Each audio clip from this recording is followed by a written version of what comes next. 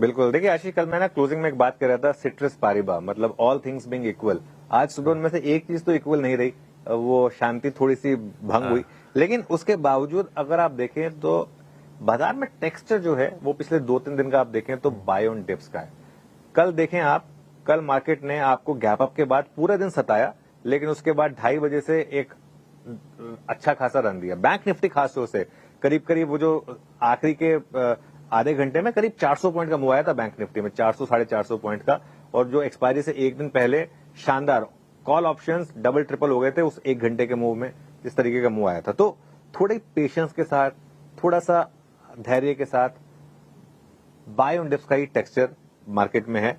और एक चीज जो हम कल भी बात कर रहे थे, मार्च का लो था निफ्टी का 22,180 का, बैंक निफ्टी का लो था 50,000 का, ठीक है, मोटा मोटी 49,900 समथिंग था, 50,000 मान लेते हैं।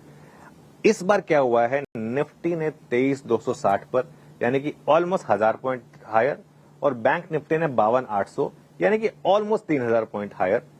और 3:1 का एक ऑलमोस्ट रेशो भी होता है निफ्टी बैंक निफ्टी का।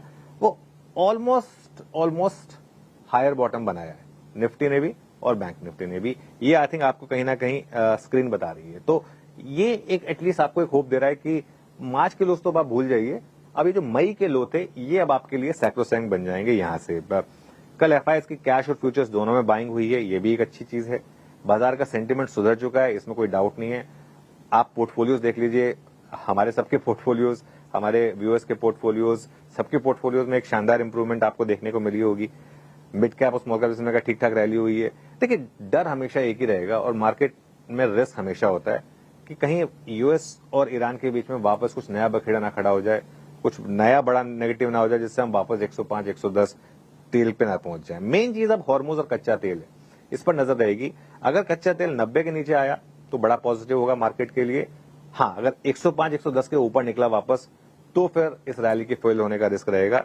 लेकिन ये एक मेन चीज है। और एक बात, एक रुपी को देखकर भी लग रहा है कि अब शायद रुपी में एक बॉटम बन चुका है। और कल एक मैं न्यूज रिपोर्ट पढ़ रहा था, मैं सोर्स भूल गया उस न्यूज रिपोर्ट का, वो ये कह रही है कि अब आरबीआई को भी लगता है कि रुपी शायद अब अंडर वैल्यूड हो चुका है। एक समय था जब आरबीआई को लगता था कि रुपी ओवर वैल्यूड है, अब शायद लग रहा है कि रुपी अंडर वैल्यूड हो चुका है। तो आई थिंक समीकरण तो बैठ रहे हैं आशीष कि बाजार में अब जो है टेक्सचर जो है फर्मली बाय ऑन डिप्स का है। बिल्कुल ठीक।